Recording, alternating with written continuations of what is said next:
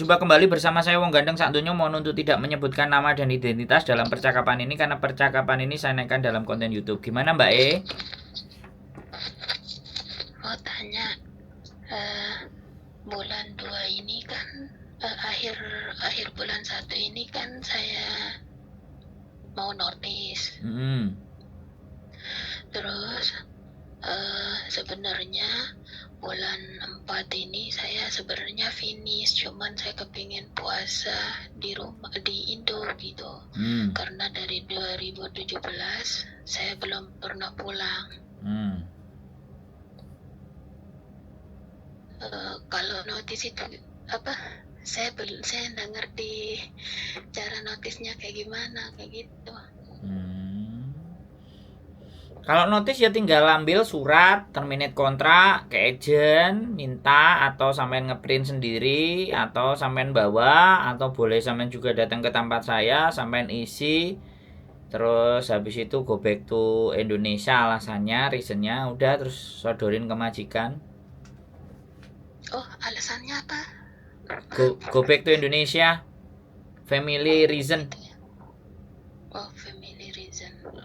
Go back to Indonesia, family reason, alasan keluarga gitu aja.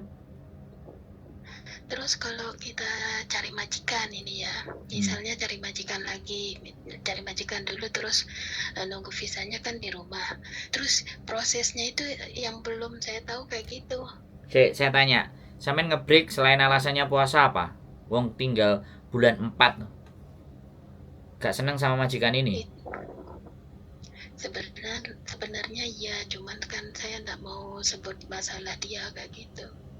Ya kalau sampean nggak sebut masalah dia, yo aku menjadi orang yang nggak bijak dong. Gitu. Iya dong. Jadi gini loh Mbak, gini, sampean bertanya sama saya pasti akan mengorek kenapa sampean seperti itu kan kayak gitu. Karena orang sudah telepon sama saya tidak ingin menjadi orang yang merovokatori, terus mau tahu urusan orang. Kalau sampean sudah telepon saya, itu artinya sekali lagi sampean kan mempercayai mau bertanya kepada saya. Jadi kalau saya ngorek misalnya kenapa saya ngebreak, ya aku nggak seneng sama majikan ini, majikan nggak enak, pokoknya aku mau keluar sekalian aku nanti mau puasa di rumah kan kayak gitu. Iya, selesai, nggak ada masalah. Kenapa? Iya. Sebenarnya itu juga, cuman kan dulu karena kita butuh uang, ditahan-tahanin. Kebetulan sekarang kan sama mepet sama puasa, nggak mungkin saya pulang bulan 4 kan udah lebaran orang ntar. Oke lah. Jadi sebenarnya sampean ini baru mau menyelesaikan finish atau sudah pernah finish? Saya dari 2017 ke Hong Kong belum pernah pulang. Dan majikannya satu ini? Bukan, dulu majikan saya jaga nenek. Finish. Cuman neneknya meninggal. Oh ya, finish. 4 tahun 5 bulan kontrak ketiga jalan 5 bulan. Neneknya meninggal, jadinya saya pindah. Waktu itu COVID, jadinya boleh nunggu visa di Hong Kong kan. Benar. Jadinya saya masuk di sini tuh sebenarnya visa saya itu saya masuk akhir bulan 2 dulu.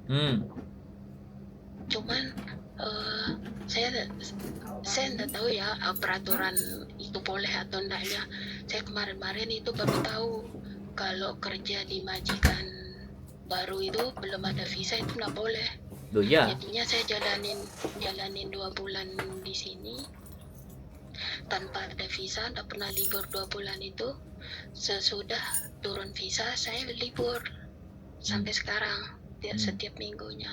Oh, berarti sampean sudah maju 2 bulan ya, karena visa belum turun, sudah kerja. Iya. Oke.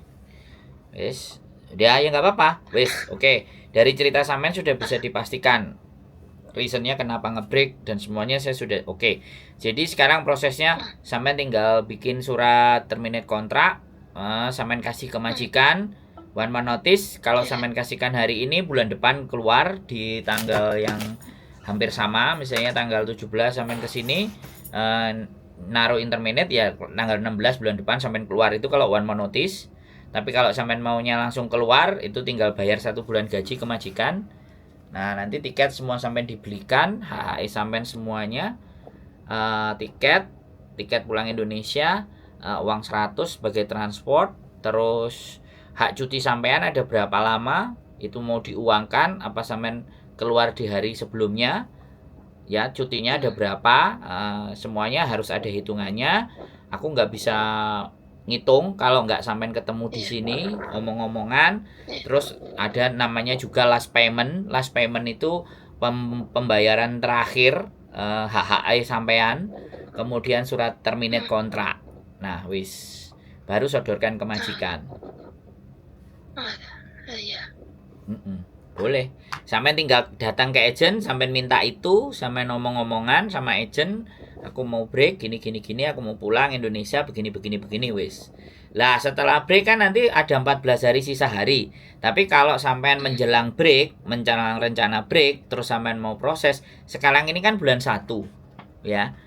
Begitu bulan 1 majikan mau tanda tangan, kalau bulan 3 keluar, visa, sedangkan sampean belum puas di Indonesia, repot.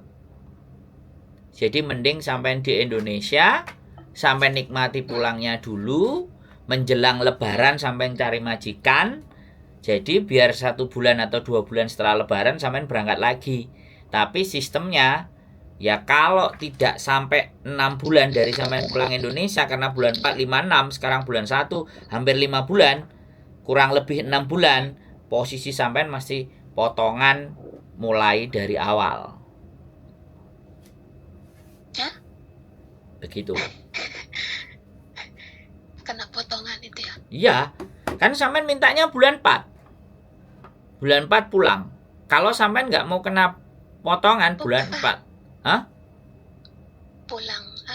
Pulangnya itu awal bulan 3. Nah iya, kalau sampean pulangnya awal bulan 3, otomatis kalau sampean mau cari majikan di awal bulan 3, it's okay, ya kan? It's okay, nggak ada masalah.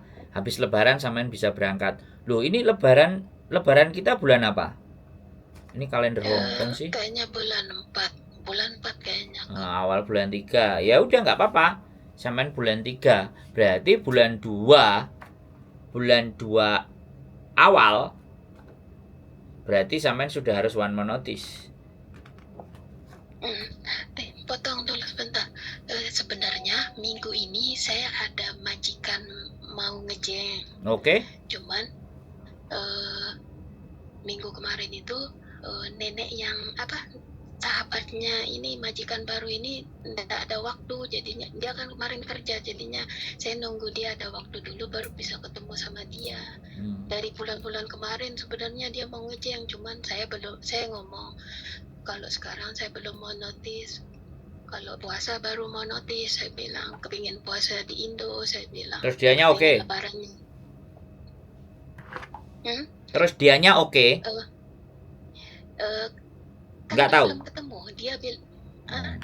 Ya udah, gini aja ya kan. HP-nya tetap ada ya kan, sampai ngobrol-obrolan.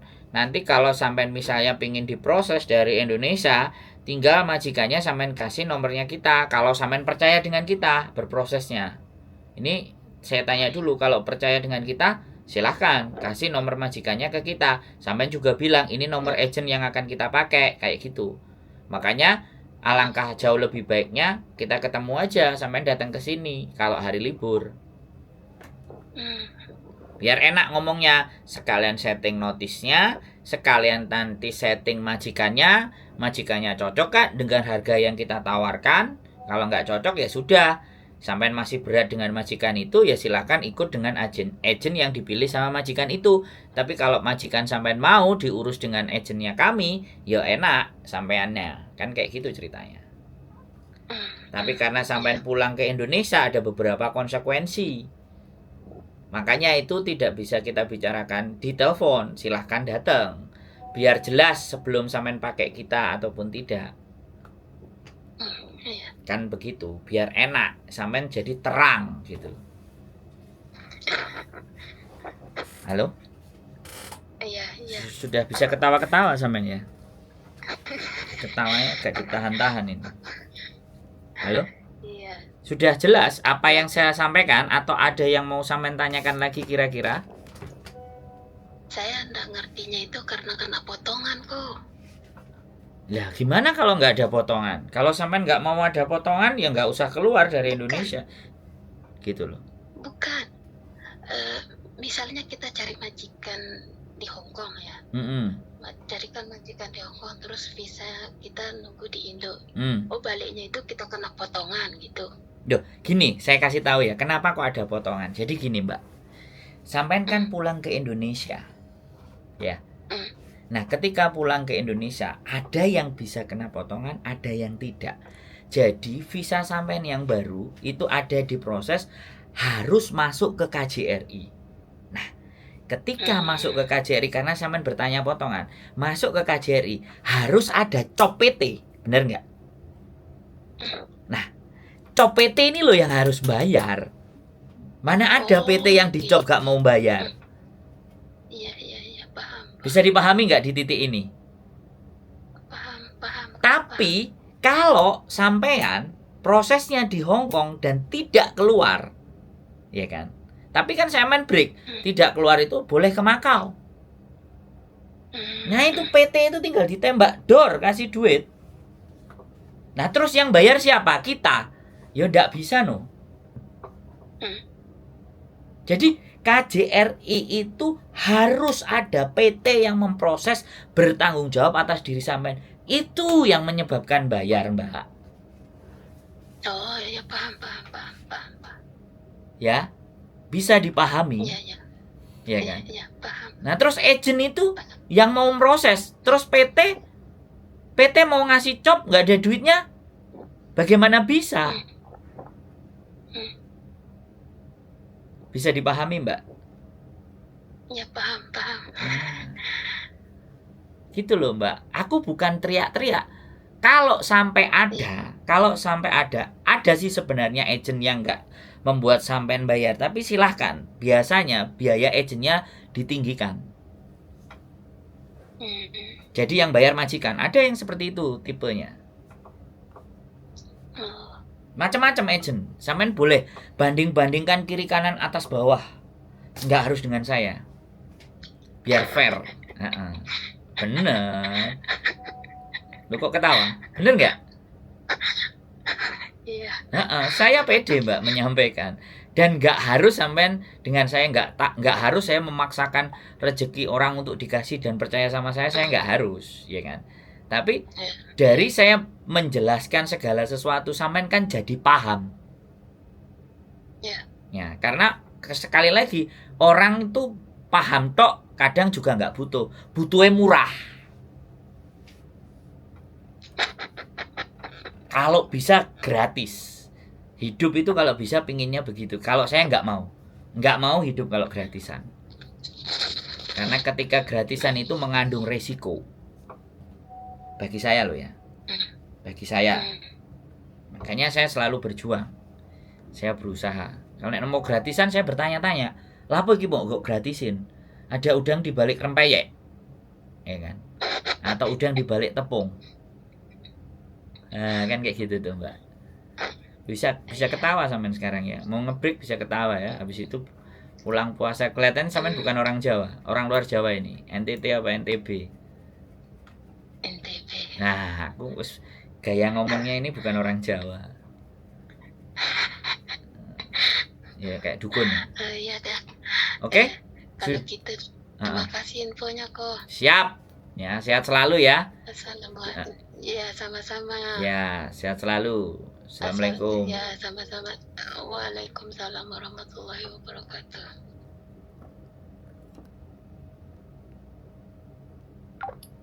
Oke teman-teman, nah ini yang sering menjadikan perdebatan ya. Jadi gini, ada yang proses cari majikan di sini, ada yang berbayar, ada yang gratis. Ya. Jadi kalau mereka ada yang menggratiskan, itu berarti biaya bayarnya majikan.